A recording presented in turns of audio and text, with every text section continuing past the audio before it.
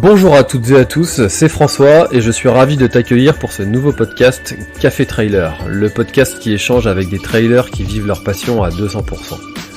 Le but de ce podcast est de te partager leur histoire, leurs secrets, leurs projets et d'en apprendre beaucoup plus sur eux afin que tu en tires un maximum de bénéfices. Donc si tu aimes le trail et écouter des histoires incroyables, alors ce podcast est fait pour toi. Il est possible d'assister au tournage de l'épisode et y participer en live chaque mercredi soir à 20h30 sur ma chaîne YouTube La Planète Trail. Juste avant de commencer, j'ai quelques messages à te faire passer. Si c'est la première fois que tu écoutes le podcast, je te remercie d'être arrivé jusqu'ici. D'ailleurs, je te recommande le podcast avec Stéphane Brognard qu'on ne présente plus. J'ai beaucoup d'ambition avec ce podcast et je souhaite aller chercher des trailers de plus en plus incroyables et j'aimerais vraiment échanger avec tes trailers préférés.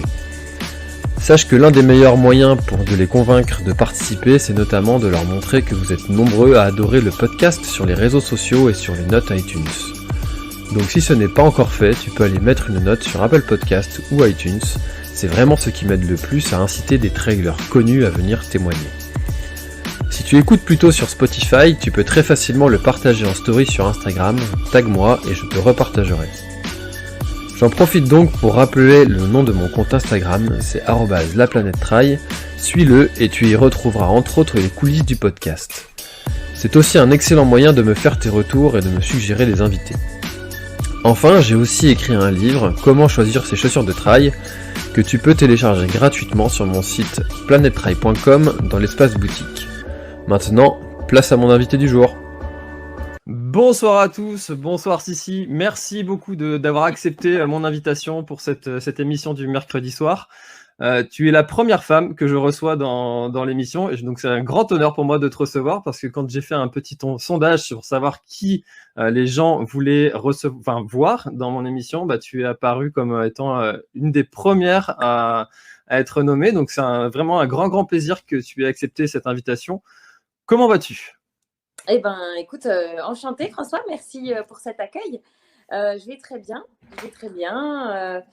je suis rentrée d'un périple dans les Pyrénées il y a peu de temps, donc voilà, je prends le temps de récupérer mes quelques heures de sommeil qui me manquaient, mais tout va bien. Bon, c'est super. Alors, pour vous rappeler un petit peu le principe de cette émission, si vous ne connaissez pas ma chaîne, vous allez pouvoir poser toutes vos questions à Sissi durant toute la soirée. Vous posez vos questions dans l'espace commentaire et moi, je les affiche comme ça. Donc, Corinne qui nous dit tellement heureuse que Sissi soit là, super fan. Donc, merci Corinne. Voilà, donc Corinne qui est aussi une fidèle de l'émission, donc un grand plaisir aussi que tu sois là. Voilà, alors du coup tu vas pouvoir nous dire, j'ai une question qui est traditionnelle à cette émission. J'aime bien que les personnes que j'invite nous racontent leur premier trail. Est-ce que tu t'en souviens ? Ouais, mon premier trail, je m'en souviens très bien, c'est les trails des Forts de Besançon. Ça devait être en 2012, me semble-t-il. Je m'étais lancée sur le 28 km alors que j'avais quasiment pas d'entraînement dans cette discipline. Et c'est vrai que c'était un peu ambitieux pour un premier. Mais j'ai pris énormément de plaisir. Vraiment, je ne savais pas trop dans quoi j'allais me lancer. J'ai géré ça un peu comme très mal en fait, parce que quand on ne fait pas de trail, on part à fond, on n'a pas envie de marcher dans les montées. J'étais bornée à continuer à courir alors que il faut se gérer et alterner marche-course. L'idéal, c'est de se gérer comme ça. Mais je m'étais vraiment régalée. Comme c'est un trail qui est quand même assez roulant malgré tout. C'est pas un trail montagneux. Voilà, j'avais réussi à gérer le truc plutôt pas trop mal et puis surtout j'avais pris énormément de plaisir. Donc voilà, c'est ce qui m'avait c'est ce qui m'a mis sur les rails de la discipline. Et puis après c'est vrai que j'ai pris d'autres dossards par la suite, mais celui-ci il fait vraiment partie de mes premiers et il m'avait vraiment marqué. Et ça a été tout de suite le grand amour entre le trail et toi, où il y a eu quand même une petite période de non, plus jamais, je ne reviendrai plus jamais sur ce sport de fou, ou ça a été tout de suite à quand le prochain ? Un peu des deux. Après cette course, c'est vrai que je me suis dit, c'est quand même chouette comme discipline, c'est super ludique. parce qu'on joue avec le terrain, on est toujours dans une gestion, que ce soit au niveau de l'allure, au niveau de l'alimentation. Et moi, j'aime bien ce côté-là. En fait, on n'est pas là. L'objectif, c'est le même. Il y a un départ, une arrivée. Il faut aller le plus vite possible. Mais entre les deux, il y a beaucoup plus de jeux que sur une course sur route, en fait. Et c'est ça qui m'avait plu. Donc, partant de là, c'est vrai que j'avais vraiment adoré. Et après, il y avait l'aspect découverte d'un terrain de jeu, découverte en plus à Besançon. En fait, on traverse les forts. Donc, il y a aussi un côté visite de la ville que j'avais adoré. Mais après, c'est vrai que j'en avais un peu bavé. Donc, je m'étais dit franchement, c'est une discipline chouette. Il faut persévérer, mais il faut se préparer. Il faut se préparer. Ça m'avait conforté dans le fait que voilà, tu ne te lances pas sur des distances longues de 30 km quand tu n'as fait que des 10 bornes ou voire des semis sur route. Il faut du temps, il faut de la préparation pour prendre vraiment du plaisir. Donc voilà, j'étais un peu partagée, mais vraiment l'envie de mieux me préparer pour essayer de prendre plus des plaisirs et puis essayer aussi de faire un peu mieux et puis de progresser, pourquoi pas, si ça me plaît et puis si ça passait, quoi. Et du coup, tu parles de découverte des paysages, de l'ambiance, et cetera. Est-ce que tu dirais qu'il y a un esprit trail qui est encore et toujours présent par rapport à cette année 2012 du début? Est-ce que tu ressens toujours cet esprit trail, comme on dit? Oui, complètement. Oui, je pense que tous les pratiquants sont dans ce même état d'esprit. Bien sûr, il y a les compétiteurs, il y a ceux qui vont prendre les départs bien préparés avec un objectif de performance, un objectif de résultat. Il y a aussi les gens qui viennent peut-être un peu plus dans le peloton, qui viennent pour terminer, pour se faire plaisir, pour vivre l'aventure, hein. Je pense que le trail, on peut aussi beaucoup parler d'aventure. Moi, c'est vrai que j'aime bien dire ça, parce que des fois, on part surtout sur les ultras, on part sur des durées de 20 à 30 heures, et là, on voit les choses différemment. On est vraiment plus dans une aventure qu'autre chose, une aventure avec soi-même, une aventure avec les autres aussi, parce que le trail, c'est aussi du partage. Et c'est dans ce sens-là qu'on peut beaucoup parler je trouve, d'esprit trail. C'est que on est dans une découverte, on est dans un partage. Et je trouve que les choses n'ont pas changé depuis 2012. Alors après, c'est vrai qu'il y a eu une évolution. D'une part, je trouve que ça s'est popularisé. Il y a quand même beaucoup plus de monde qui en fait, hein, qui pratique. On le voit, ne serait-ce que de plus en plus d'épreuves qui se créent, de plus en plus de monde au départ de ces épreuves. Et puis la deuxième chose, c'est que je trouve que le niveau des élites augmente, parce que je pense que les trailers se préparent mieux, ont peut-être aussi un peu plus d'expérience.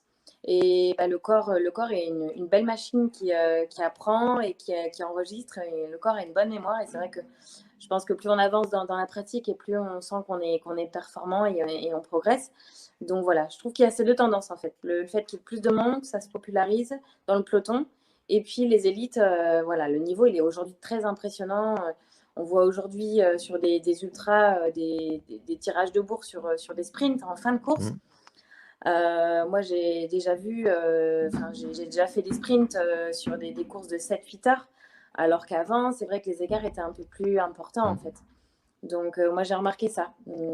Mais après, je trouve que l'état d'esprit reste toujours très sain, reste toujours le même. Et voilà, on est dans quelque chose un défi avant tout, un défi personnel, puisque c'est vrai que l'ultra, il faut rester humble et on est sur des distances tellement longues qu'on n'est presque plus dans une compétition avec les autres. On est quand même d'abord, avant tout, dans une compétition avec soi-même.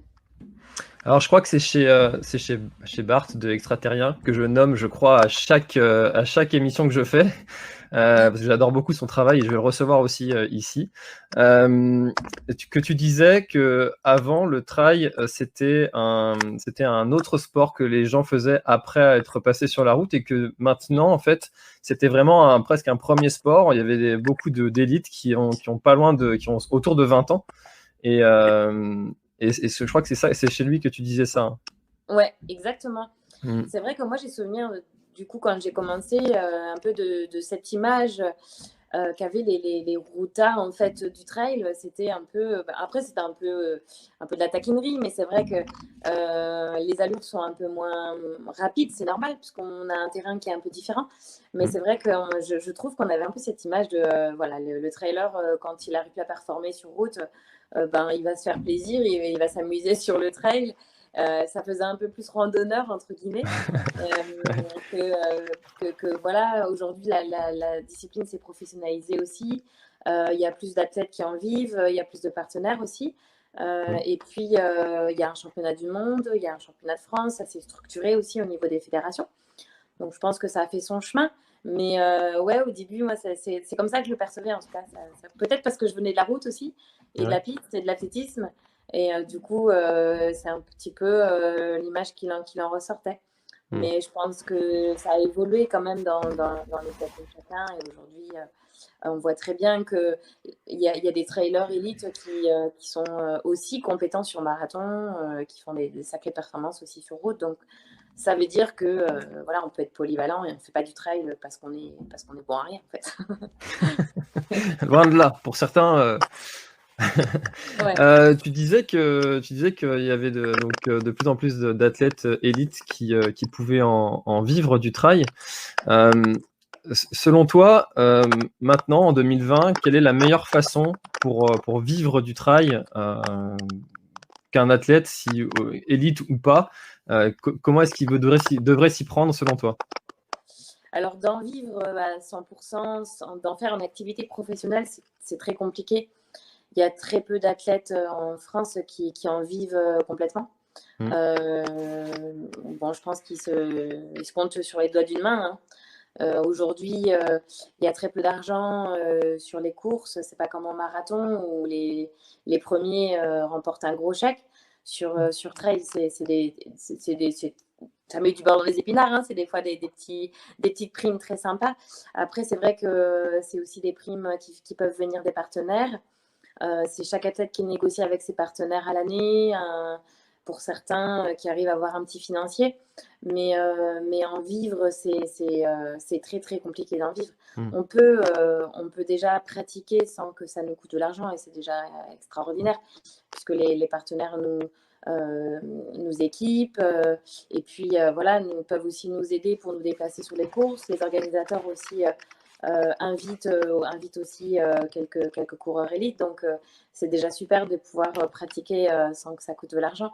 Mais en vivre, franchement, il y a très peu de coureurs qui en vivent aujourd'hui. Et puis, je pense qu'il y a un côté un peu stressant de faire, bon, les athlètes professionnels le vivent, ceux qui sont dans d'autres sports peut-être, mais on est dépendant de notre corps, de notre santé pour vivre, hein, puisque on a quand même besoin d'argent pour vivre un minimum. Donc, j'imagine qu'on voit le sport après un peu différemment, quoi. Donc, je pense qu'il faut quand même réfléchir avant de se lancer dans ce projet. Mais bon, après, c'est un beau projet et quand on a les moyens physiques de se lancer, se donner les moyens au moins de tester sur une année, pourquoi pas. Après, il faut bien s'entourer. Je pense qu'il faut avoir les partenaires qui suivent et puis l'état d'esprit aussi qui va avec. Mais c'est pas évident, je pense. Ouais, surtout qu'il y a de plus en plus de monde qui vont arriver, mais c'est vrai que ça va aussi peut-être faire venir des plus grosses marques on le voit sur route, comme des marques comme Nike, etc., qui mettent des gros billets sur des athlètes élites. Peut-être que ces marques-là aussi un jour vont s'investir dans le trail. Toi, tu as aussi un petit peu finalement la chance, même si tu l'as provoqué, évidemment, c'est de pouvoir vivre avec ta passion, parce que tu travailles donc chez Iron. Quel est ton rôle chez Iron et qu'est-ce que tu peux nous dire de comment tu es arrivé en fait jusqu'à ce poste-là? Alors, je sais pas de ton côté, moi j'ai un petit grésillement. Je sais pas si les gens. Je l'ai aussi, ouais. Ah, ok. Je sais pas si ça vient de moi ou de toi. Je sais pas. Ok. Effectivement, oui, ça fait 8 ans que je travaille chez Iron. Je suis embauchée je suis salariée en fait pour la société. J'ai commencé, j'ai connu Iron. À l'époque, j'étais dans le recrutement dans une société d'ingénierie informatique. Donc, je faisais complètement autre chose. Et en fait, Iron est venu me chercher pour me proposer un petit contrat d'ambassadeur à l'époque. Donc, je suis restée 1 an en tant qu'ambassadrice Iron. Je travaillais pour une autre société. Et puis, il y a un poste qui s'est libéré en 2012. Donc, voilà, j'ai saisi l'opportunité de rejoindre la société Iron à ce moment-là, puisque pour moi, c'était le bon moment. Ça faisait un petit moment, 7 ans, que je faisais du recrutement en informatique et que je me suis dit, bon, c'est quand même chouette de travailler dans sa passion. Donc, j'ai intégré le service marketing et communication, où je travaille D'accord. actuellement chez Iron. Après, j'ai cette chance d'être en télétravail. Donc, maintenant, les gens savent un peu mieux ce que c'est que le télétravail depuis le confinement. Mais voilà, c'est vrai qu'il y a des avantages, des inconvénients. Mais quand on pratique une activité sportive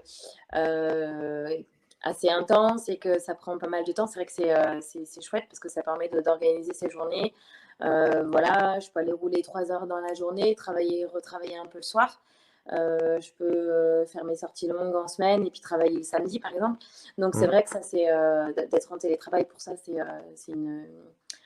Pour ma pratique et pour mes entraînements, c'est vraiment chouette. Parce que je gagne aussi beaucoup de temps le matin, j'ai pas de temps de transport, je gagne du temps le soir. C'est vrai que je vois les gens à Paris ou même à Toulouse, mes collègues qui passent des fois une demi-heure, 3/4 d'heure dans les transports. Donc, pour ça, c'est chouette. Et puis après, c'est vrai que travailler chez Iron au marketing et à la communication, ça veut dire être intégré directement dans les projets sur le terrain. Ça veut dire aussi être impliqué dans tout ce qui est développement, enfin les nouveautés produits de toutes les marques. C'est vrai parce que pour ma pratique, je suis athlète ASICS, mais pour Iron, voilà, je suis amenée à travailler avec toutes les marques. Donc, du coup, c'est vrai que quand tu travailles dans un domaine qui te passionne, tu as l'impression de De pas travailler. Ouais, voilà. Tu as l'impression de toujours t'amuser. Et tu vas jamais au travail reculons, tu ronchonnes jamais à travailler le soir, tu ronchonnes jamais à travailler le week-end, même si tu n'es pas payé, voilà, puisque c'est quelque chose que tu aimes faire. Et c'est vrai que j'ai cette chance d'aimer mon travail.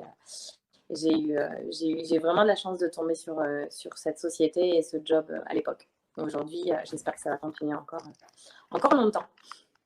Eh ben écoute, c'est super. C'est ce qu'on aspire tous, hein, je crois, d'avoir l'épanouissement au travail, vie perso, vie sport, enfin, donc si tu as atteint ce niveau, c'est génial, bravo. Alors, on va commencer par les questions, enfin sur les questions, parce que je vois que ça commence à venir. Tu vois, je te disais hein, entre 15 et 20 minutes. Alors, il y a Fleur qui nous dit: connais-tu la presqu'île de Crozon? Ce serait un cadre idyllique pour découvrir les sentiers au travers d'un épisode Emotion Trail avec un ambassadeur, la planète Trail. Eh ben écoute, moi je t'invite avec grand plaisir. Alors, et donc oui, est-ce que tu connais donc la presqu'île de Crozon qui est dans le Finistère en Bretagne et est-ce que tu projettes peut-être un jour, d'ailleurs on a un organisateur d'un trail ici, Gilles, qui est l'organisateur du trail de la Bervrac, qui t'invite avec grand plaisir. Donc, est-ce que tu projettes de venir nous rendre visite en Bretagne sur un des trails un jour, ou avec Emotion Trail? Alors, je ne connais pas du tout, mais écoute, ce sera avec grand plaisir. Moi, je suis très curieuse. J'aime voyager, j'aime bouger et surtout, j'aime aller sur des terrains que je ne connais pas. Et en plus, je suis originaire du Mans, donc ça me rapproche un peu de par là-bas. Ouais. Voilà, j'y suis restée jusqu'à mes 18 ans et c'est une région que j'aime beaucoup. Donc, ce sera avec grand plaisir. Après, malheureusement, il y a tellement de beaux coins à découvrir qu'il faut toujours faire des choix. Mais avec grand plaisir. Par contre, j'aime bien la chaleur et j'aime bien le soleil. Donc, s'il pleut beaucoup, ça va moins me plaire. En ce moment, on n'est pas hyper gâtés, hein, faut reconnaître. Ouais, j'imagine. Dans le sud non plus, tu vois. Enfin, là, on a eu 2-3 jours de beau temps, mais apparemment, ça va repartir à la pluie ce week-end. Donc, bon, c'est pas forcément mieux. On a les épisodes sereins chez nous. Mais c'est quelque chose qui me surprend quand même parce qu'on dit la Bretagne terre de trail, mais pour autant il n'y a pas énormément d'élites, si ce n'est sur le Bellidan Trail, qui viennent sur les parcours qu'on a. Donc ce serait quand même bien qu'on ait un peu plus de visites et si tu peux passer le message autour de toi, ce serait grand plaisir. Ouais, on a fait un Emotion Trail par chez vous avec Nathalie Mauclair. Ah oui. Et comment il s'appelle, Malardet, un entraîneur.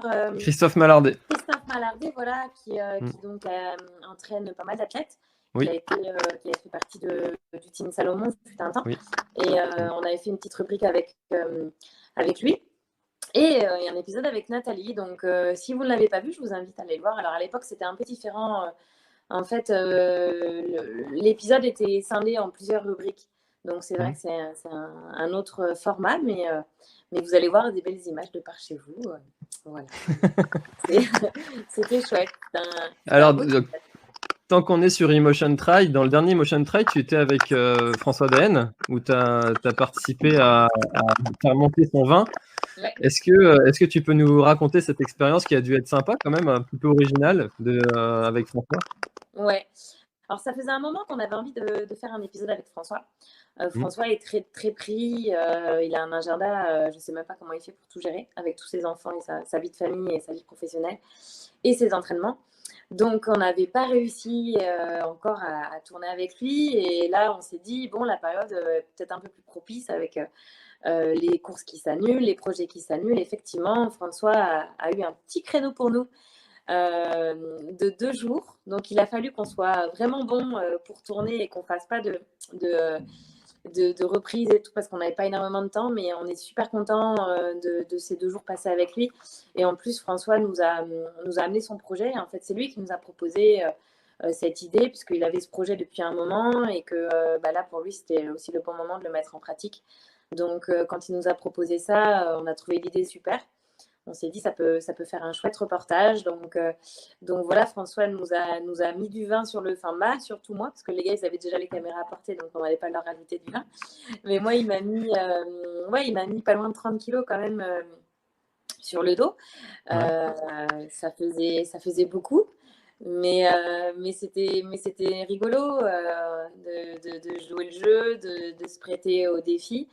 Et puis là, je vois qu'il continue à monter du vin. Donc, je trouve que c'est vraiment chouette. François, c'est quelqu'un qui a des bonnes idées. C'est quelqu'un qui essaye de sortir des sentiers battus. Et voilà, j'adore son état d'esprit. Il est simple et en fait, on voit que c'est quelqu'un qui performe alors qu'il a une vie, il ne se met pas énormément de contraintes en fait. Il y a des athlètes qui font attention à beaucoup de choses, qui se mettent énormément de contraintes pour performer. Lui, c'est vrai qu'on voit qu'il arrive à vivre normalement, voilà, et pas trop se restreindre sur des choses. Donc, ça fait plaisir de voir qu'on peut quand même être performant sans se mettre trop de contraintes. Et, Ouais, puis il est d'une zénitude, c'est assez impressionnant. Quand il vient tous les ans au Trail de Guerlédan il tient un stand pour proposer son vin.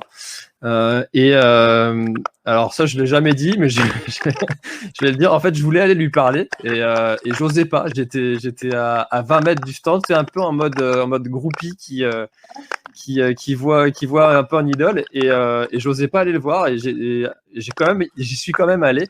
Et puis en fait, c'est quelqu'un qui est très accessible, très sympa, très naturel en fait, et très humain et ça s'est super bien passé. Ouais. Puis, il a un palmarès, c'est vraiment impressionnant. Hein, ouais, c'était surtout pour ça. Aujourd'hui, il a gagné toutes les grandes courses que tout le monde rêve de gagner. Hein. Donc, c'est pas rien. Et oui. Alors, Corinne qui nous demande, est-ce que tu as des conseils à nous donner pour progresser en montagne? Alors, je pense que c'est d'un point de vue de quelqu'un qui n'habite pas en montagne, j'imagine que la question est tournée comme ça. Alors si Corinne, bonjour Corinne, si tu n'habites pas en montagne, je trouve que ce qui est intéressant, bon déjà tu peux toujours trouver des escaliers, des petites côtelettes autour de chez toi. N'hésite pas à te faire du fractionné en côte, même sur des côtes courtes, hein, c'est toujours intéressant de faire du travail en rythme sur des petites côtes et jouer avec les petites difficultés, les petits changements d'allure que tu vas pouvoir trouver, des escaliers autour de chez toi. Après, ce qui est intéressant aussi en complément, c'est le vélo. Moi, c'est vrai que depuis que je me suis mise au vélo, je sens que j'ai passé un petit cap. Le vélo, ça fait bien travailler la puissance, ça fait bien travailler les cuisses. En mettant un peu de braquet, il y a moyen de faire des belles séances et vraiment de bien travailler. Et puis après, du renforcement, des quadrilles, des squats avec une barre, faire aussi du renforcement des abdos. Voilà, il faut essayer de vraiment se gainer bien, parce qu'en trail, on travaille beaucoup, on a besoin d'être bien gainé pour descendre et pour monter, donc travailler tout ça. Et après, si tu as l'occasion, il faut quand même essayer d'aller chercher des petites montagnes par-ci par-là, donc peut-être le week-end, si tu peux te faire 2 jours en montagne, profiter pour partir quelque part, c'est quand même bien. C'est vrai que faire que du travail dans un endroit où tu n'as pas du tout dénivelé, c'est compliqué, même si tu fais du vélo et des petites côtes, c'est quand même bien de faire des sorties longues en montagne. Alors, si tu ne peux pas y aller le week-end, peut-être pendant les vacances, se faire ce qu'on appelle des week-end shocks ou un travail sur 3-4 jours avec plusieurs sorties, rando-course. La rando-course, c'est vraiment intéressant parce que c'est du travail qui ne va pas forcément fatiguer. On alterne marché-course et on fait des grandes randonnées sur la journée. Et ça fait bien progresser. Donc voilà, essayer de ruser un peu pour quand même aller de temps en temps chercher un peu des montagnes parce que préparer un trail montagneux sans montagne, c'est quand même un peu compliqué. Ouais. Ouais. Même si ça se fait, hein, mais bon, on part avec quand même quelques billes en moins par rapport à d'autres qui auraient justement ces montagnes en accessibilité. Même si, encore une fois, comment ? Non, j'allais dire après, ce qui est intéressant, c'est aussi dans ce cas-là de se planifier, d'intégrer des courses de préparation, d'avoir 2-3 gros objectifs dans l'année. Et après, de ne pas hésiter à prendre des dossards en se disant je ne suis pas prête, mais c'est pas grave, ça va être une course de préparation.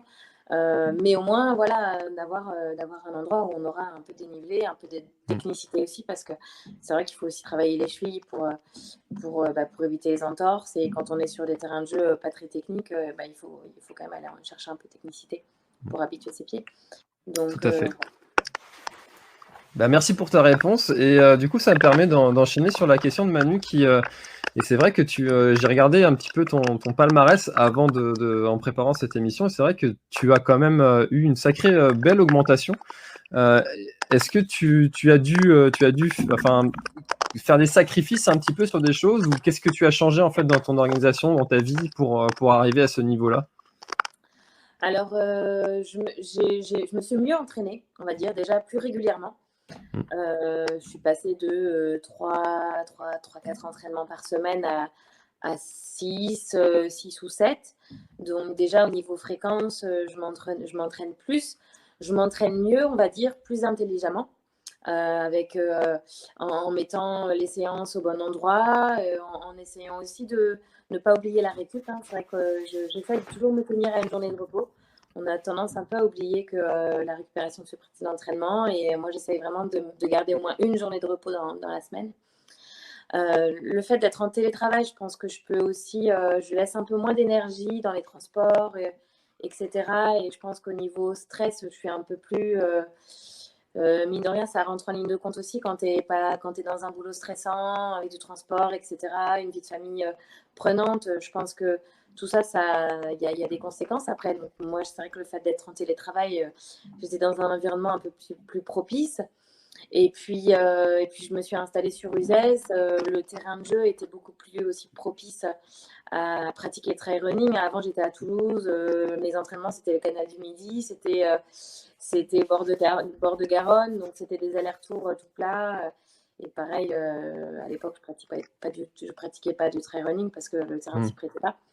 Donc, voilà, je pense qu'il y a eu un ensemble de choses qui ont fait que j'avais l'environnement en fait qui faisait que je pouvais mieux me préparer. Et puis après, il y a eu les partenaires au fur et à mesure. Et puis je pense que quand on est ensuite accompagné, quand on nous fait confiance, on a envie de se donner les moyens de réussir. Donc voilà, après quand Iron m'a fait confiance, Asics me fait confiance, Camelback, Isostar, voilà, je me suis dit il faut que tu te donnes les moyens de réussir. Faut assurer derrière quoi. Exactement, ou alors il ne faut pas accepter les partenariats. Ouais, bien sûr. Donc voilà, je pense qu'après, c'est comme tout quand tu as des objectifs et quand tu as l'envie d'atteindre des objectifs, on est tous capables de grandes choses. Donc il faut juste se donner les moyens de les atteindre et puis voilà, ça se passe bien en général. Heureusement. Et toi, quel est ton objectif je veux dire, à très long terme? Est-ce qu'il y a un truc qui te semble aujourd'hui presque inaccessible et qui te fait envie et tu te dis si je coche ça dans ma vie, j'ai réussi ma vie? Est-ce qu'il y a quelque chose comme ça qui te ferait très envie? Du coup, tu parles sportivement parlant, j'imagine. Ouais, ouais, ou autre, si tu veux nous partager autre chose, tu peux aussi, hein. Non, alors franchement, au niveau course, ouais, je pourrais aller vers des trucs comme le Tour des Géants, mais c'est pas un truc qui m'attire trop. Plus de 160 km, tu pars dans des. Je trouve que au niveau musculaire, même au niveau gestion de course, tu pars sur des choses un peu différentes qui m'intéressent pas trop. Quand tu termines un ultra, déjà sur un 160, 170, tu es complètement détruit. Moi, j'ai les pieds assez fragiles, tu vois, j'ai toujours des ampoules et tout. Mm. Et c'est vrai que. Par contre, aller découvrir d'autres 100 miles comme le Grand Raid de la Réunion et aller peut-être sur des choses un peu exotiques, ça me fait bien envie. Moi, je suis plus attirée par la découverte, les voyages. Et puis peut-être des traversées, me refaire le GR20 aussi, j'avais adoré le GR20. Mm. Donc me refaire des traversées, c'est des choses qui me font envie, être un peu plus dans le partage peut-être. Peut-être un jour laisser un peu plus le dossard de côté pour me tourner plus vers le partage. C'est vrai que cette année, avec la situation de Covid et les courses qui se sont annulées, on s'est un peu tous tournés vers ça. Mm. Et c'était chouette de vivre la pratique différemment. Donc voilà, pas de grands envies, tu vois, pas de rêves particuliers, mais encore envie de découvrir des épreuves que je connais pas et puis des contrées lointaines aussi que peut-être j'ai encore à découvrir. Et les courses du type qui sont, comme tu disais, un petit peu plus exotiques, plus originales et qui ont pour beaucoup presque moins de sens, tu sais, les allers-retours dans un tunnel ou les courses type Barclay, enfin, tu sais, toutes Ouais, ces courses ou les allers-retours sur les marches à Montmartre, enfin, toutes ces ouais. courses-là, est-ce que c'est quelque chose qui t'attire ou pas du tout? Pas du tout. Non, pas du tout. J'avoue. Alors, avec des copains pour s'amuser, pourquoi pas. Mais après, non, je suis pas spécialement attirée par ça parce que, comme je disais tout à l'heure, ce que j'aime, c'est l'aventure, c'est la découverte, c'est le paysage, c'est le partage et ouais, faire un truc un peu délire comme ça. Bon, peut-être le faire une fois pour s'amuser, pourquoi pas, mais me spécialiser là-dedans, non. Non, c'est pas. Voilà. Après, je respecte tout à fait les gens qui font ça et ouais, chacun ses motivations. Mais Voilà, non, c'est pas dans mes projets. Pas d'accord. Ok. Tu as peut-être plutôt des projets de chanteuse parce qu'apparemment sur Instagram, donc sur ton Instagram, tu passes beaucoup de temps à chanter, il paraît. Oui, ouais, ouais. La musique, ouais, la musique, j'adore la musique en fait. D'accord. Ça me met de bonne humeur et voilà, les copains avec qui on a fait que ce soit les Pyrénées, Minorque ou le Germain, pour me confirmer, je les ai un peu saoulés avec ça. Mais, Alors du coup, les Pyrénées, ça me fait une super transition, merci. C'était la semaine dernière. Donc, est-ce que tu peux nous raconter ton aventure, ton périple que vous avez vécu donc à plusieurs, donc une aventure dans les Pyrénées avec 4 étapes, ouais, si je me trompe pas, avec Johan Stuck qui était là. exact. Vas-y, raconte-nous tout, comment ça s'est passé, comment tu l'as vécu, qu'est-ce qui était bien, moins bien, s'il y avait une chose à te rappeler, qu'est-ce que ce serait, raconte-nous tout. Alors, oh là là, il y a plein de choses à raconter. Ouais. Bon, déjà, c'était un programme qu'on faisait pour la 3e édition. En fait, c'est Mm. un programme lancé avec Iron et Gore-Tex. Donc, il y a 2 ans, on a fait le GR20. L'année dernière, on a fait le Tour de Minorque. Donc là, Mm. cette année, on avait plein de projets, mais avec la situation, on a préféré rester. On avait le projet d'aller à l'étranger, mais avec tout ça, on a décidé de rester en France. Et donc, l'idée, c'était d'amener quatre sélectionnés à un jeu concours avec nous pour tenter la traversée des Pyrénées, donc le Grand Raid des Pyrénées, qui est une course Mm. qui se déroule en août, et faire la traversée en 4 jours. Donc c'est costaud quand même, parce que ça fait quand même 160 km et un peu plus de 10 000 mètres de dénivelé positif. Donc on a sélectionné les participants aussi par rapport à leur expérience, par rapport à leur motivation, par rapport à leur solidité pour tenir sur les 4 jours. Mm. On est tombé sur 4 personnes super. Franchement, on avait un groupe très soudé. On avait un groupe, c'était convivial. Voilà, tout le monde était dans le même état d'esprit d'être sérieux, mais sans se prendre au sérieux. Donc voilà, pour ça, c'est vrai qu'on a passé 4 jours super. On a été assisté par Caroline de chez Gortez qui a aussi été au top. Elle nous a bichonné. En fait, c'est pas en autonomie. C'est 4 jours, mais chaque soir, on retrouve nos sacs, nos valises. D'accord. On part en autonomie sur la journée et parfois même, elle nous retrouve sur le parcours pour nous ravitailler et tout. Mais on a quand même cette chance d'être tout confort, de partir léger avec juste nos camels et puis de quoi manger et boire la journée. Donc ça, c'est quand même un confort qu'il faut préciser parce qu'on ne part pas non plus complètement à l'aventure, même si on a fait une nuit en bivouac en tente par 3 degrés, ça fait des beaux sympa. souvenirs. Ouais, je m'en souviendrai. Et voilà, donc on a fait des journées, alors les distances c'était entre 30 et 50 km, avec des dénivelés variants entre 2500 et 3200 dénivelés positifs, alors sachant qu'on a pris un peu le mauvais temps, donc il a fallu gérer un petit peu ça aussi au niveau équipement. Le terrain là-bas, je ne sais pas si tu connais, mais les Pyrénées. Si j'ai fait le JRP l'année dernière. Ouais. Ah ok, bon, bah donc tu connais, ouais. C'était moins simple qu'à Minorque que l'an dernier. Minorque, c'est vrai que les sentiers sont beaux et exotiques, mais c'est beaucoup moins technique. Donc voilà, on a essayé de gérer avec tout ça et on a eu une première journée, c'était horrible, on a eu la pluie, on a eu le brouillard, on voyait pas grand-chose. Et après, on a eu de la chance parce qu'on a pu voir des super paysages, on a fait des beaux cols. Et voilà, on a passé 4 jours incroyables dehors à se régaler. Non, vraiment, normalement, il y aura un article qui va sortir avec les témoignages des participants sur YouRun. Si les gens veulent aller voir, ce sera en ligne courant de la semaine. Et malheureusement, on n'avait pas de production cette année, donc il n'y aura pas de film. Mais on a partagé plein de photos sur les réseaux, sur les stories les uns des autres. Et voilà, je pense qu'on était tous super contents. Il n'y a pas eu de blessés, donc ça c'est bien aussi parce que 4 jours comme ça, passer entre 7 et 9 heures dans la montagne, on n'est pas à l'abri de se retrouver avec un blessé à la fin de la semaine. Mais là, tout le monde était en forme. Donc, tant mieux. Ouais. Comment vous avez fait pour gérer parce que souvent on dit que des fois il vaut mieux faire tout d'un coup plutôt que de faire en plusieurs blocs comme ça. Au moins c'est fait, puis le corps il se dit bon bah ça y est, c'est bon, c'est fini, puis en fait le lendemain hop, faut recommencer, etc. Comment vous avez fait pour gérer ça qui est quand même pas simple à gérer dans les trails, dans le type de trail à étapes?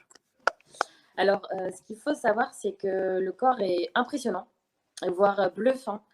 Et des fois, tu as l'impression que tu vas pas y arriver. Et en fait, la mise en route est difficile.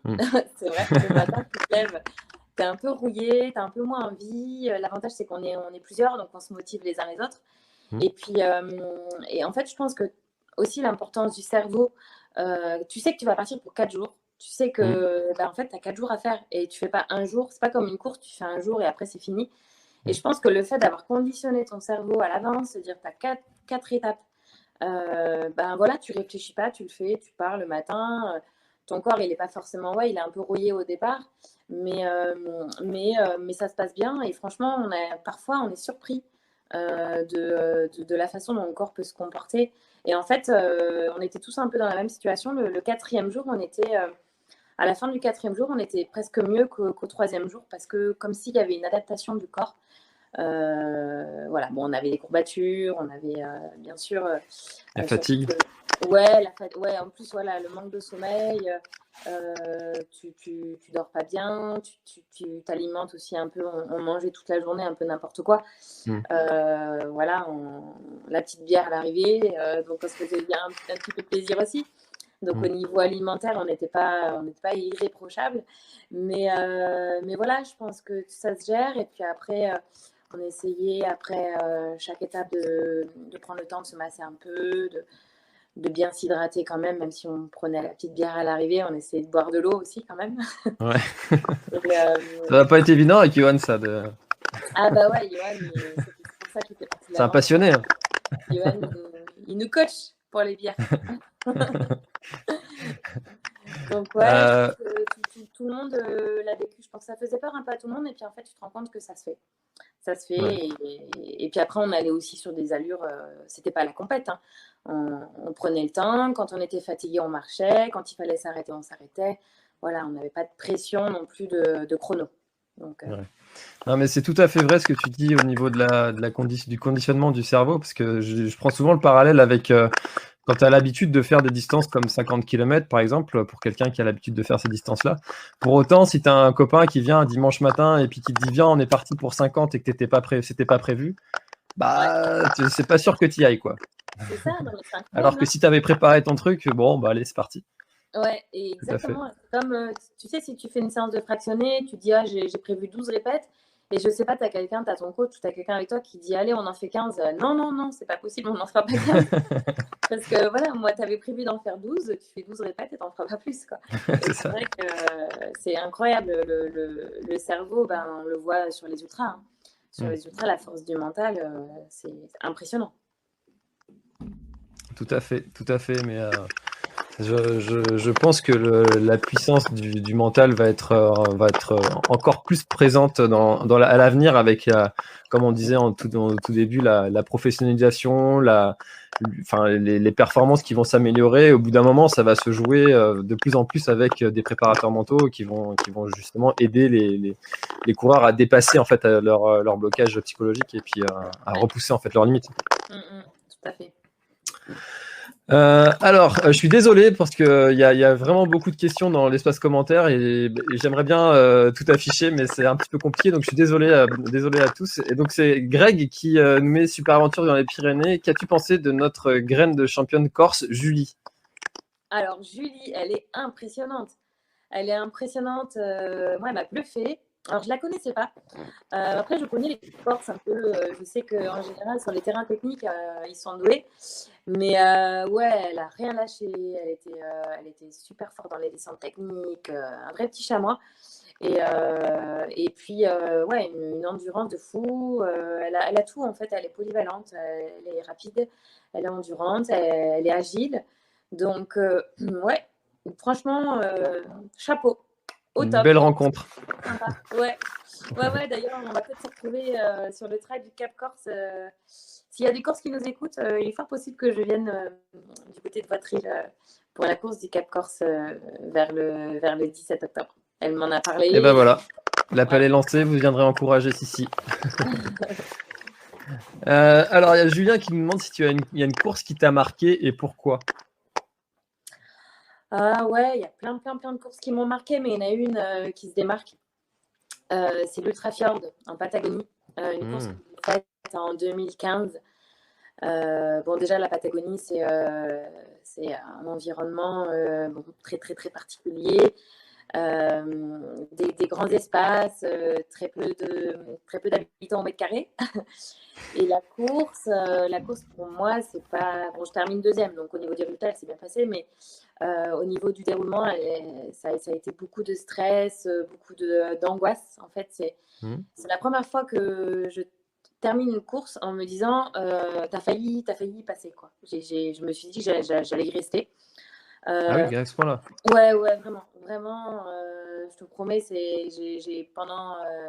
pendant toute la course, j'étais angoissée. Et bon, j'ai pas eu de chance, hein, parce que déjà ma frontale marchait, mes deux frontales ne marchaient pas. Ah Donc, oui, quand même. ouais, je suis arrivée dans la nuit sans lumière et il a fallu que je me débrouille pour retrouver quelqu'un qui puisse me passer une lampe. Et puis, c'est une course, en fait, c'est pas vraiment un trail, c'est un raid. T'as pas beaucoup de balisage, tu peux passer des heures et des heures sans voir personne. Il a fait très froid, donc moi entre le fait de me perdre, de pas avoir de lumière, d'avoir très froid, je sentais plus mes pieds. Euh, c'est compliqué à expliquer parce que c'est un mélange de beaucoup d'émotions que j'ai vécues, mais plutôt dans le négatif, Hmm. euh, qui ont fait que voilà, je suis arrivée, c'était un soulagement et je me suis dit plus jamais ça. Voilà, je ne fais pas ce sport pour être autant angoissée, je ne fais pas ce sport pour prendre des risques. Voilà, c'était une expérience, on va dire, pas forcément une belle expérience, c'était une expérience. Hmm. Après, je retournerais bien en Patagonie pour faire du trek ou de la rando parce que c'est magnifique. Mais en tout cas, cette course, Tu t'es là, fait peur. ouais, ouais, bah, l'année d'après, il y a eu un décès quand même, hein, donc, Ah oui, ouais. En fait, ok. je pense qu'il faut Elle savoir. existe toujours cette course? Ouais, elle existe toujours. Je pense que l'organisateur a quand même mis en place un peu plus de sécurité et peut-être plus de communication sur ce qu'elle était vraiment. Parce Hmm. que c'est vrai que quand tu regardais les photos, les vidéos, tu voyais, tu avais l'impression que c'était un trail normal, mais en fait, c'est pas un trail normal. Donc, D'accord. voilà. Et Ouais, là, donc, pour ouais, le elle coup, m'a. c'est plus des gens qui sont habitués à l'autonomie, l'aventure, presque la course d'orientation, enfin des choses comme ça, plutôt. Ouais, plutôt- c'est ça. Puis, tu vois, je suis rentrée avec une fissure au tendon fibulaire. Donc, du coup, derrière, j'ai été blessée 3 mois, alors qu'il y avait les championnats du monde derrière, et que du coup, j'ai couru Hmm. les championnats du monde blessée. Donc, voilà, j'en garde pas un pour souvenir. Ah, je vois ça. Ouais. Bon bah ça nous fait pas vraiment envie d'aller jusqu'en Patagonie faire de l'ultra trail, mais par contre à visiter, c'est vrai que c'est un pays qui Ouais. fait vraiment envie. Ouais. Ouais. Après, il y a des trails qui m'ont marqué, parce que la question, c'était des courses qui m'ont marqué, dans le bon sens aussi, hein. Ouais, bien sûr, Attention. ouais, j'imagine. Ouais. Ouais. Par exemple, l'ultra du mont Fuji au Japon. Le mont Ah ouais. Fuji, voilà, c'était génial. Le tour du mont Fuji, c'est mythique. J'étais allé avec Xavier Thévenard, non? De Ouais, mémoire. avec Ça, Xavier ouais. Thévenard et Benoît Girondel aussi, et Ok, ouais. tout le staff. On avait rencontré les équipes techniques d'ASICS au Japon, à Kobe. Donc, on avait participé au développement de produits. On avait été intégré un peu dans plusieurs développements de la marque. Donc, c'était chouette. Et puis, la course, elle est extraordinaire. Ouais. Donc, Ça doit être super chouette, ça d'ailleurs, à faire, à participer comme ça à un développement de produit. Est-ce que tu te sens, quand ils te posent des questions comme ça, tu te sens vraiment écouté quand tu donnes ton avis? alors, ouais, au Japon, tu sais, ils sont euh, très rigoureux, ils font pas les choses à moitié en fait. Donc D'accord. quand on est arrivé au centre scientifique de Kobe, déjà on a été accueillis comme des princes et des princesses. Et puis on a passé une matinée entière à intervenir. Ils nous ont placé des électrodes sur tout le corps. Et en D'accord. fait, on a fait des tests scientifiques avec des caméras. Enfin, c'était impressionnant c'était carré, après on nous a moulé nos pieds dans du plâtre pour nous faire une Ok. semelle. Ils ont conçu une semelle sur mesure pour nous. Hmm. Donc ouais, ils avaient vraiment fait les choses en grand et tu sentais qu'il y avait une réelle envie de nous impliquer dans les réflexions. Il y avait une réelle envie de se servir de nous dans le bon sens, hein, pour apprendre de ce qu'on souhaite, parce que c'est vrai que voilà, les problématiques des trailers sont bien spécifiques. Et là, on Hmm. sentait vraiment qu'il y avait une envie d'échanger et c'était super intéressant. Ouais, vraiment, c'était valorisant pour nous et on était tous très, très contents de cette journée là-bas. Ouais, bah, ça doit être très enrichissant, très chouette, hein, vraiment. Ça Mm. doit être une belle expérience à faire, ça, même en France, à des plus petites échelles, d'aller voir comme ça des développements de produits, ça doit être toujours intéressant. Parce que c'est vrai que ça, c'est quelque chose que j'ai découvert en fait un peu naïvement en faisant ce que je fais maintenant, de parler de produits, etc. sur mes réseaux. Et j'ai eu l'occasion d'aller à une présentation de produits Compressport. Et tu te rends compte, en fait, en allant à une présentation de produits comme ça, du nombre de gens, en fait, qui travaillent vraiment et qui s'investissent dans le développement d'un produit. Et derrière, après, aller critiquer assez facilement ces produits-là, c'est beaucoup moins simple. Ouais, Tu peux pas faire ça parce qu'il y a beaucoup de gens qui passent vraiment beaucoup de cœur dedans dans le développement de leurs produits et qui croient ouais, en ce qu'ils font. Et ça, c'est vrai pour toutes les marques. C'est vrai aussi pour le marque que j'ai là. Là, c'est des gens qui développent leur truc, qui croient en leur projet et participer à ça, c'est hyper valorisant. ouais, Mm. ouais. Et puis après, pour eux, c'est super intéressant d'avoir un retour terrain Mm. parce que voilà, les gens qui travaillent dans tout ça n'ont pas forcément le temps d'aller sur le terrain ou sont peut-être pas pratiquants comme nous. Mm. Donc, c'est vrai pour eux, c'est riche, d'informations d'avoir des gens qui peuvent voilà, donner un retour du terrain. Enfin, c'est chouette. C'est important Ok. d'avoir cette interaction. Bah, tout à fait, ouais. Tout à fait. Alors, Laurent qui te demande si tu es sujet aux problèmes digestifs sur les ultras et comment gérez-vous ces éventuels soucis? Alors oui, il y a des courses où effectivement j'ai eu des problèmes digestifs. Alors très souvent, ça arrive pendant la nuit. Je pense, Bon, j'ai essayé d'analyser les choses. Parce qu'en fait, là, j'ai fait un trail 2 jours, l'ultra le Montreux Festival Trail qui faisait 110 Oui. km.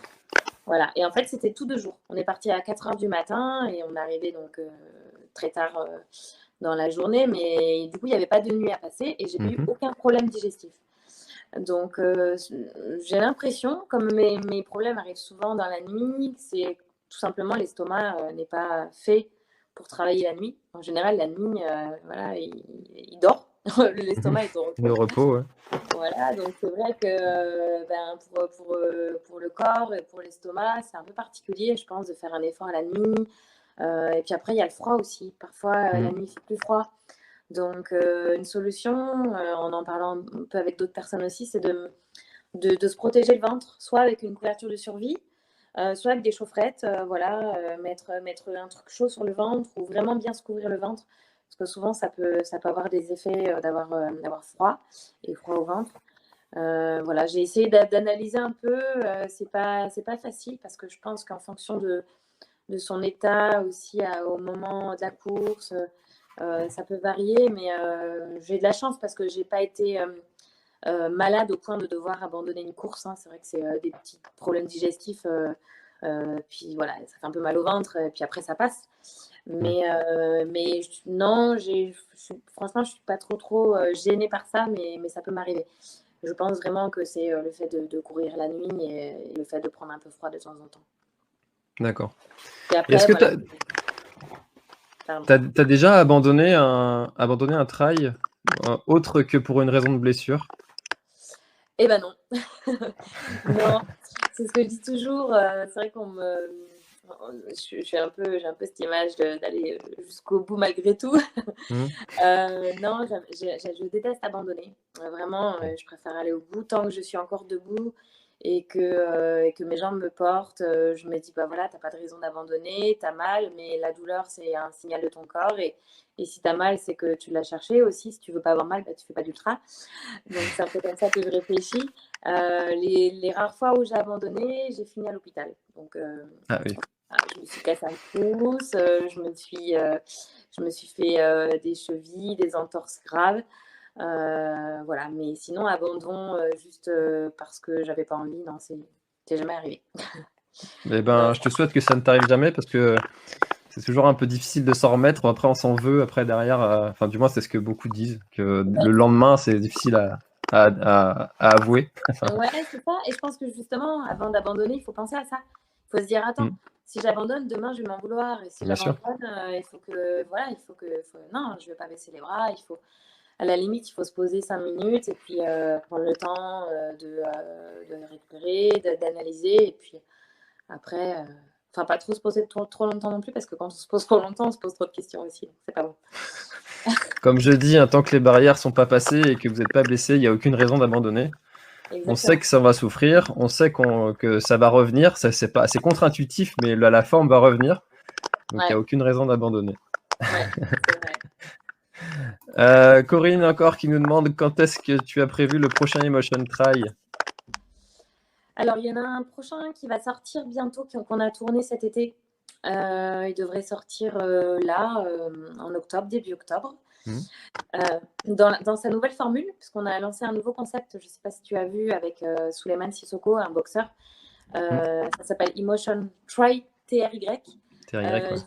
Voilà, l'idée, c'est de faire découvrir notre discipline à des sportifs qui ne sont pas des trailers.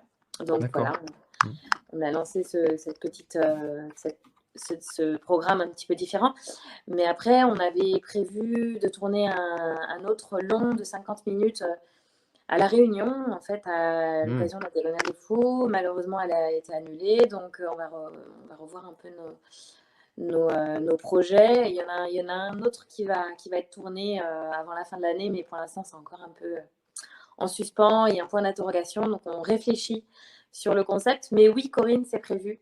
Il en reste deux qui vont arriver normalement avant la fin de l'année. On va essayer de Vous avez un rythme comme ça qui est de publication que vous essayez de vous astreindre ou c'est Oui, on essaye en fait en début d'année, on essaye de se faire un programme. Et puis voilà, de savoir de préparer aussi les endroits où on va, de préparer les athlètes avec qui on va tourner. Et puis on essaye aussi on en parle avec nos partenaires, notamment Iron, notre partenaire principal, qui valide ou non notre programme. Et ensuite, on s'organise en fonction et puis on ajuste en fonction des programmes des athlètes qui ont aussi parfois des empêchements ou voilà, et il faut aussi s'adapter. Mais ouais, on essaye en début d'année en fait de se fixer un nombre d'épisodes précis et puis et des destinations pour s'organiser. Ok, c'est vrai que ça doit être beaucoup de boulot, toute cette partie logistique, organisation, essayer de caler tout le monde, tous les plannings, etc. Puis on se rend pas bien compte en fait quand on l'a jamais vécu, le temps que ça prend de faire un tournage comme ça et le travail que ça demande en amont et même après. Donc ouais, c'est beaucoup de travail. Ouais. C'est énorme, ouais. Pour faire un 52 minutes, on part 7 jours. On part 7 jours et c'est pas 7 jours de vacances. C'est vrai que les gens nous taquinent un peu parce que ce qu'on publie sur les réseaux, c'est les beaux paysages, etc. Mais c'est très fatigant. On commence très tôt le matin, on termine tard le soir. On mange sur le pouce, on n'a pas le temps de s'entraîner. Les athlètes, ils reviennent, ils sont enrichis d'une belle expérience, mais ils sont fatigués. Bien sûr. Ouais, 52 minutes, c'est vraiment long à tourner. Ouais, j'imagine. Et puis après, il y a la post-prod. Hein. En post-prod, moi, je suis pas la concernée, mais c'est vrai que les gars font un travail monstrueux derrière pour traiter tout ça. J'ai eu l'occasion de participer à un tournage pour promouvoir justement le trail en Bretagne qui s'appelle Destination Cœur de Bretagne. Et j'ai encore cette image de passer 20 fois devant le même menhir pour prendre la photo, la belle photo. Alors c'est vrai que quand tu vois la photo, elle est magnifique, elle est top. Mais par contre, t'es passé 20 fois devant pour avoir le bon cadrage, la bonne lumière. Enfin, ouais, et quand tu fais des vidéos, c'est encore pire qu'une photo parce que quand tu dois refaire la prise, quand tu la refais, au bout d'un moment, plus tu la refais et moins tu y arrives en fait. Parce qu'au bout d'un moment, tu rabâches toujours la même chose et tu t'y perds. Et puis après, quand tu as des crises de fou rire aussi, parce que quand on est fatigué, on rigole beaucoup. Et plus on avance dans la semaine et plus on met de temps à faire les prises. C'est rigolo, mais ça fatigue un peu le réalisateur parfois. Ouais, j'imagine. Est-ce que il y a Julien qui nous demande bonsoir François, bonsoir Sissi. Est-ce que tu as prévu de te présenter à la Saint-Élion cette année? Alors, c'était un petit peu le point d'interrogation si j'avais pu participer à la Diagonale des Fous, parce que pour moi, l'enchaînement me semblait un peu osé. Après une Diagonale des Fous, je m'étais dit, il va falloir que je récupère. Alors, la Saint-Élion, ça sera peut-être un peu trop. La Diagonale des Fous n'ayant pas lieu, oui, j'aimerais y aller. Après, franchement, je suis un peu... je ne sais pas si elle aura lieu, ça me paraît très étonnant avec 8000 participants, mais on va essayer d'y croire. Donc, ouais, j'espère y être. C'est vrai qu'il y en a beaucoup qui disent que c'est le prochain sur la liste des grands noms du trail à être annulé, mais bon. Ouais. Y croire, hein. Affaire à suivre. Hein. Faut être optimiste, toujours. Ouais. Alors, il y a beaucoup de questions sur l'alimentation. Est-ce que tu peux nous en dire un petit peu plus sur... Alors, tu nous as dit que tu étais très peu sujette aux problèmes digestifs. Mais est-ce que tu as un programme d'alimentation en dehors des courses et même comment est-ce que tu t'alimentes en règle générale sur les courses? Alors non, j'ai pas du tout de programme alimentaire. Je suis quelqu'un qui mange équilibré naturellement. Je suis plus naturellement amenée à me tourner vers les fruits et les légumes. Je suis plus poisson que viande. Après, je ne m'interdis pas un verre de rose ou une bière de temps en temps. Voilà, il faut se faire plaisir. Et puis, non, franchement, je ne me prends pas la tête. Tu sais, on se prend déjà bien la tête pour l'entraînement, pour beaucoup de choses. Donc, non, je me fais plaisir. Après, je suis pas trop gâteau et des trucs sucrés. Je mange simplement, en fait. Et je pense que c'est comme ça qu'il faut manger simplement, manger pas de plats industriels, essayer de faire soi-même ses plats. J'essaye d'acheter bio aussi. Je fais mon pain moi-même. Comme ça, je sais quelle farine je mets. Et puis, ça permet de mixer les farines. Voilà, mais non, je mange simplement un peu de tout équilibré, mais je ne m'interdis rien. je ne suis pas sans gluten, je ne suis pas sans lactose. Voilà, j'essaye de manger un peu tout, mais voilà, je suis naturellement amenée à pas manger trop sucré et pas à manger trop gras. Et c'est vrai que c'est ce que je dis souvent quand on me pose cette question-là, c'est que instinctivement, en fait, on sait quand on mange pas correctement. Enfin, notre corps est hyper bien foutu et je prends souvent l'exemple de la pomme pourrie, de la pomme mûre. Tu montres 2 pommes à quelqu'un qui n'a jamais vu de pomme de sa vie. Si tu lui montres une pomme pourrie et une pomme mûre, instinctivement, il va aller vers la belle pomme bien rouge, bien juteuse. Et instinctivement, en fait, notre corps sait qu'est-ce qui est bon pour lui ou pas. Et quand on est en train de faire un excès, on le sait. Et le tout, c'est d'en faire le moins possible. C'est ça. Ouais, Et de rester simple. Tu le sens de toute façon, effectivement, quand tu t'encrasses. C'est simple comme ça qu'on dit. Quand on s'encrasse, voilà, on sent qu'il faut revenir à une vie un peu plus saine parce que le corps nous le fait payer. Ça, c'est clair. Tout à fait. Alors, on revient un petit peu en arrière parce qu'on a parlé de tes débuts dans le trail au tout début de cette émission. Mais il y a Julien qui nous demande si avant le trail, tu étais plutôt sur la route, piste ou autre chose, un coucou du Mans. Alors oui, moi j'ai commencé à courir, j'avais 6 ans et j'ai pris ma première licence d'athlétisme à 10 ans. Donc c'est vrai que courir, ça a toujours fait partie de ma vie. Après, c'est vrai que jusqu'en 2012-2013, la course à pied, ça a toujours été pour moi un défoulement, un plaisir. Alors j'ai toujours été en club, mais pour moi, c'était plus l'idée, c'était de partager, c'était d'intégrer un groupe pour avoir une structure aussi, mais j'étais pas vraiment dans une optique de progresser et de performance. Je prenais beaucoup moins de dossards à l'époque. Voilà, j'ai fait des marathons, mais très mal préparés, et vraiment parce que je voulais me lancer le défi pour m'amuser. Voilà, donc les chronos sont pas extraordinaires et voilà, j'étais vraiment dans un autre état d'esprit à l'époque, avec une hygiène de vie qui n'allait pas forcément avec non plus, beaucoup de fiesta, voilà, quand j'étais étudiante et tout, donc je vivais le sport un peu différemment à l'époque. Mais ouais, j'ai fait de la piste, je me suis même essayée sur du steeple, je me suis même essayée sur de la perche, j'ai fait... je me suis essayée un peu sur tout, en fait, grâce aux interclubs, où il faut toujours quelqu'un pour boucher les trous. Bah voilà, j'ai bouché les trous. Les fameux. Les fameux, ouais. Ok. Ah, mais c'est un peu un autre monde, hein, tout ça. C'est le monde de l'athlétisme en club. Ouais, c'est un peu un autre monde. Ouais, après, c'est formateur, hein, quand t'es gamin, ado, c'est bien de passer par là, c'est bien de passer... Les crosses, c'est une super école, hein.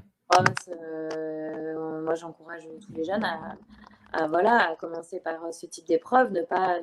On a lancé un programme avec ASICS Iron, le Trail Elite Factory, pour recruter des jeunes trailers. Ils veulent tout de suite faire des ultras, des distances très longues. Moi, je leur dis non, mais prenez votre temps. Voilà, le corps a besoin d'apprendre. Voilà, commencez par les crosses, commencez par des petites distances pour s'amuser, puisque voilà, mine de rien, ça détruit quand même, ces distances très longues. Donc, c'est un petit peu le syndrome de la starification de toute la jeunesse. Enfin voilà, une chanteuse, elle veut tout de suite devenir Céline Dion, quoi. Ouais. Donc un jeune athlète, il veut tout de suite devenir Kylian Jornet et traverser les montagnes. Ouais, il y a peut-être un peu de ça, c'est vrai. Ouais. En tout cas, mon fils, si la course à pied l'intéresse et le trail l'intéresse, c'est évident que je le mettrai à l'athlétisme, au moins pour apprendre tout ce travail du pied, toutes ces techniques de course. Et je pense que c'est hyper formateur, tu as tout à fait raison. Ouais, carrément. On arrive à la fin de cette heure, tu vois, c'est déjà 1 heure. Enfin, moi, je trouve que j'ai qu'à cligner des yeux et ça y est, l'heure, elle est passée. Il y a Titi qui insiste pour avoir ton ressenti sur l'UTCAM 130. Alors, l'UTCAM 130, j'ai adoré. Alors bon, déjà, la course s'est bien passée. J'avais des bonnes sensations. Donc, je pense que quand on est bien sur une course, ça aide aussi à bien l'aimer. Mais les paysages étaient incroyables. J'en ai pris plein les yeux. En plus, on a eu beau temps. Donc, c'est vrai que ça aide aussi. Il a fait grand soleil. Le parcours est particulier parce qu'en fait, la première partie est assez propre et courante. Et la dernière partie, en fait, est très, très, très exigeante, avec des pentes raides en montée comme en descente, avec un peu plus de technicité. Donc franchement, les organisateurs, ils ont fait un truc un peu osé parce que faire sur un ultra une fin de course plus difficile que le début de course, il fallait oser parce que tu es un peu détruit sur la fin, c'est un peu dur. Mais non, j'ai pris énormément de plaisir. Il y avait pas mal de monde aussi qui supportait. Et voilà, j'ai adoré. Et puis en plus, le fait d'être dans une période où il n'y a pas beaucoup de courses, quand on a une, tu prends encore plus de plaisir à la faire. Donc c'était génial. On a partagé avant et après, on a partagé aussi du temps avec quelques coureurs de l'équipe Salomon que j'ai rencontrés. Donc c'était aussi du partage en dehors de la course. Donc ouais, une belle épreuve avec une belle équipe d'organisateurs. J'espère que je reviendrai l'année prochaine. Mais bon, il y a tellement de courses que faut faire L'année des choix. prochaine, elle reste encore un petit peu incertaine, hein, un peu pour tout le monde. Ouais. Alors juste pour préciser, pour ceux qui n'étaient pas au courant, l'UTCAM, c'est l'Ultra Trail Côte d'Azur Mercantour. Voilà, c'est juste pour remettre dans le contexte. Voilà. Eh ben écoute, du coup l'année prochaine, voilà, allez, on va terminer sur cette question-là. Vincent, qui juste avant m'a charrié pour ma référence Céline Dion, je lui offre la dernière question qui est, du coup l'année prochaine, quel objectif est-ce que tu as prévu qu'est-ce que tu aimerais bien faire l'année prochaine, si tout se passe bien dans le meilleur des mondes? J'ai cru que tu allais me faire chanter Céline Dion, j'ai eu un petit peu peur. Tu peux, hein, c'est libre. Hein. Tu as vu, ça part un peu dans tous les sens. Il n'y a pas de fil rouge, il n'y a pas de ligne directrice. Donc, si tu veux chanter, tu peux y aller. Il n'y a aucun problème. Moi, ça ne me pose pas de problème. Donc, la question, les objectifs pour l'année prochaine? Oui. C'est ça? Ouais. Du coup, la Diagonale des Fous, puisque voilà, cette année, c'était l'objectif et j'ai pas pu y aller. Donc, je pense que ce sera le gros objectif 2021. Et après, vont se greffer pas mal d'autres sous-objectifs en fonction de comment on va pouvoir reprendre en début d'année. C'est un peu point d'interrogation. Donc, probablement de beaux ultras de 110 km pour préparer la Diag. Et après, je sais pas, je me ferai plaisir sur des petites épreuves. Moi, je prends beaucoup de dossards. En fait, j'aime bien prendre les épreuves en préparation parce que ça permet de sortir un peu de chez soi, ça permet de sortir, changer de terrain de jeu. Et du coup, voilà, je prends pas mal de dossards un peu à l'improvisation, à l'envie, sans trop me poser de questions. Donc, c'est un peu compliqué de répondre à sa question. Voilà, Vincent, la Diag, j'espère. Et puis après, par-dessus, il y aura plein d'autres courses, mais c'est encore un peu tôt là. Même si c'est vrai que pour le grand public, ça va être compliqué l'année prochaine de s'inscrire à des courses parce que en fait, les gens ont souvent reporté leur dossard à l'année prochaine et ça va vite être complet toutes les courses pour 2021. Donc, affaire à suivre pour ton année 2021. Et puis, merci beaucoup pour cet échange. Est-ce que tu as quelque chose à dire pour clôturer? Où est-ce qu'on peut te retrouver déjà? Est-ce que tu peux nous dire où est-ce qu'on peut retrouver toute ton actu? Où est-ce que tu partages tes contenus? Sur les réseaux sociaux, Facebook, Instagram. Après, j'ai un blog perso. sylvaincusso.com, mais je ne le tiens pas du tout à jour, donc il faudrait que je prenne le temps de le faire. Après, je tiens un blog aussi pour le boulot qui s'appelle YouRun. Voilà, on rédige pas mal de récits de courses, pareil, quand on a le temps, avec les ambassadeurs Iron aussi, donc on essaie de le tenir à jour. Voilà, après sur les réseaux sociaux, principalement. D'accord. Écoute, je mettrai tous les liens dans la description si vous voulez retrouver toutes les actus et le travail aussi de Sissi, parce que ça fait partie de ton travail finalement, donc tous les partages d'articles sur Uran. Donc, merci beaucoup à toi d'avoir joué le jeu de cette expérience en live, à répondre aux questions en live. C'est pas un exercice qui est toujours très très facile et tu l'as super bien réalisé. Donc bravo à toi, merci beaucoup pour ta disponibilité. Merci aussi également à tout le monde d'avoir été présent dans les commentaires encore une fois. Et je tiens aussi à te féliciter que tu es celle qui a battu le record du nombre de personnes présentes en live en même temps. On est donc maintenant à 107. C'était Stéphane Brognard qui avait le record avant. On était à 100 tout pile. Et donc tu as battu son record. Donc bravo à toi. Tu pourras dire que tu as battu Stéphane Brognard. Écoute, je vais lui envoyer un texto pour le chambrer dès que j'arrive. Avec grand plaisir. Une bière. il doit m'inviter à tirer du bois dans le Jura, alors que tu peux y aller, tu peux le charrier. Dans les Vosges, tu veux dire plutôt. Dans le Vosges, pardon. Oh, si je commence Ouais. à lui... Ouais. Je vais me faire charrier moi aussi. Ouais. En tout cas, les gens sont ravis de t'avoir écouté et vu ce soir. Donc encore une fois, un grand merci à toi pour ta dispo, c'était génial. Merci à tout le monde. Voilà, allez, bonne soirée à tout le monde. Nous on se retrouve donc, ce sera mardi prochain dans la prochaine émission. Exceptionnellement, ce sera un mardi parce que mon invité n'était pas disponible le mercredi, donc ce sera mardi 20h30. Je vous dis à très très bientôt. Bonne soirée à tous. C'était François S ici. Bye bye. Salut. Bonne soirée. Merci d'avoir écouté cet épisode jusqu'au bout. Si tu es encore là, c'est sûrement que l'épisode t'a plu, donc n'hésite pas à le faire savoir autour de toi et à t'abonner pour ne louper aucun épisode. J'ai mis tous les liens dans la description, donc n'hésite pas à y jeter un œil. À la semaine prochaine. Bye bye.